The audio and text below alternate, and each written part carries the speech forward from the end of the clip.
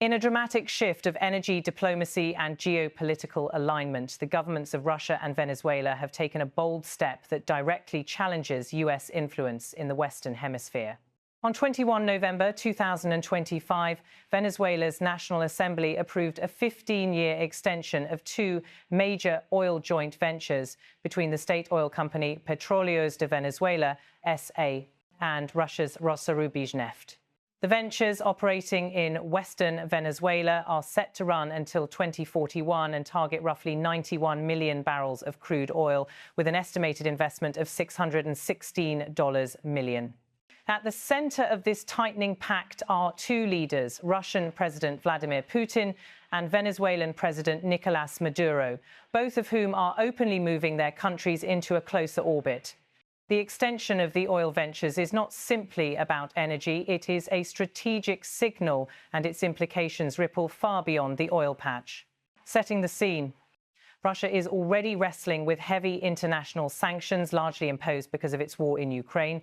Venezuela, meanwhile, has been under US sanctions for years, and its relationship with Washington is deeply adversarial. For Venezuela, aligning with Moscow offers a path around Western pressure. For Russia, Venezuela presents one of the few remaining nodes of meaningful influence in the Americas. Yet the timing of this move is especially significant.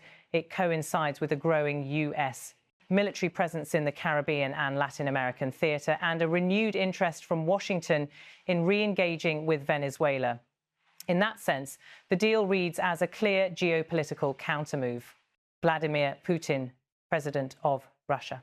Putin remains Russian president, with Moscow continuing to emphasize that its strategic partnerships, whether with China, Iran, or Venezuela, are part of a broader effort to counter what the Kremlin terms the collective West. On 7 May 2025, Putin signed a strategic partnership agreement with Maduro in Moscow, confirming shared goals in energy and other sectors. Nicolás Maduro, president of Venezuela. Maduro has held Venezuela's presidency since 2013, following the death of Hugo Chavez. He remains in power, though his legitimacy is contested by many Western nations and opposition figures. Recent reporting suggests Washington is preparing a new phase of operations targeting Venezuela and possibly the removal of Maduro. In recent days, Maduro has publicly indicated via media rally his willingness to talk with the United States. Whoever in the US wants to talk with Venezuela, we'll talk, he said. Donald Trump, President of the United States. Trump is the current President of the United States and remains active in global diplomacy and energy markets. The extension of the Venezuela-Russia oil deal comes at a time when US influence in the region is being tested, and Trump's own energy agenda intersects with this shift. According to the Venezuelan National Assembly's announcement, the extension allows joint ventures between PDVSA and Russia-Venezuela to continue until 2041 and aims to produce around 91 million barrels of crude oil during the period. The roughly $616 million investment aims to sustain operations despite the heavy sanctions imposed on both nations. The agreement ties into the wider strategic partnership Putin and Maduro struck in May 2025, which explicitly committed both countries to cooperate in oil and gas exploration, expand trading operations, and push back against unilateral sanctions. What makes this particularly noteworthy is the degree to which it reduces Venezuela's oil sector separation from Russia and deepens Moscow's footprint in the Latin American energy market at a time when the US sees its own sphere of influence being challenged. 1. US influence in Latin America under pressure. For decades, the United States has regarded the Caribbean and Latin America as its backyard. The new deal between Russia and Venezuela signals a shift. Russia appears to be advancing deeper into the hemisphere, both economically and strategically. For Washington, that means a narrowing window of influence over key energy supply chains and regional geopolitics. Energy markets and sanctions interplay. With both countries under sanctions, Russia due to its actions in Ukraine, Venezuela due to long-standing US policy, the deal allows them to circumvent some Western barriers. For Russia, it means maintaining access to the Western Hemisphere's oil frontier. For Venezuela, it offers lifelines to production and exports at a time when its energy sector is under strain. Bloomberg recently reported that Russia has become Venezuela's primary source of naphtha, a vital product for processing Venezuela's extra-heavy crude. 3. Military and security undercurrents. While the deal itself is framed as commercial energy, the backdrop is explicitly military and strategic. U.S. Reports show that Washington has ramped up naval assets in the Caribbean, citing counter-narcotics missions, but clearly signaling broader strategic intent. Meanwhile, analysts caution that while Maduro seeks more direct military support from Moscow, Russia's capacity or willingness may be limited. In the U.S., Treasury Secretary Scott Bessent recently commented that the administration is seeing a peace dividend from lower oil and gas prices, and added that if something happens down in Venezuela, we could really see oil prices go down even more. This indicates that the U.S. is acutely aware of energy market risk associated with Venezuela and suggests that the Washington-Moscow-Caracas energy alliance is being monitored closely in Washington, both for regional influence and global oil prices.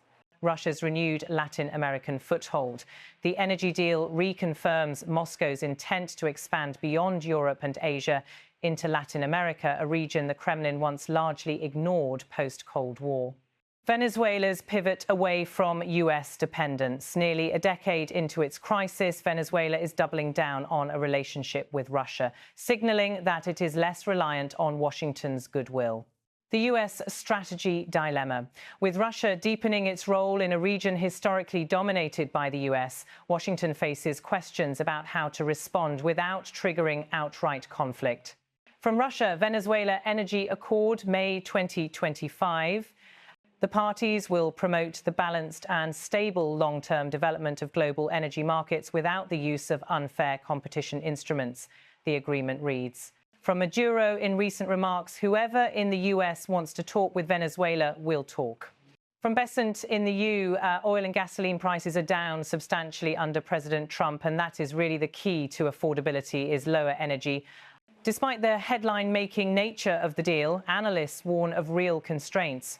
Russia's economy is heavily burdened by the Ukraine war and sanctions. While Moscow remains a reliable partner rhetorically, experts say that heavy new financial or military commitments to Venezuela are unlikely.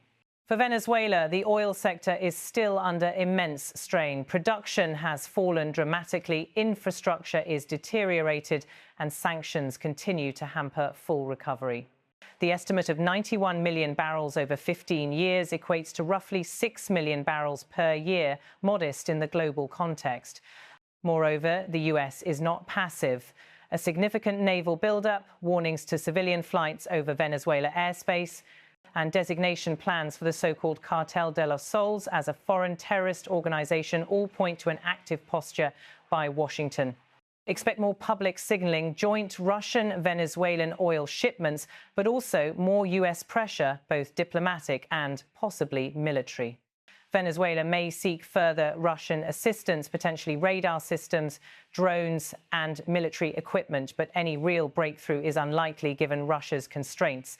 Oil market watchers will monitor for disruptions. If this deal leads to higher output or less compliance with sanctions, global price volatility could increase.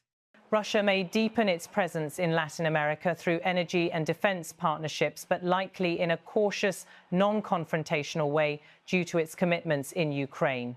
Venezuela may continue to hedge, while deepening ties with Russia, it may still engage the U.S. As hinted by Maduro's openness to talks, the U.S. will face choices. Engage Venezuela to regain influence or double down on containment and sanctions strategies.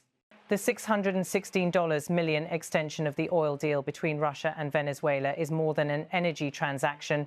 It is a strategic maneuver signaling a shifting axis of influence in a region long dominated by the U.S. It shows Moscow probing Latin America and Caracas seeking alternatives to the Western-led order.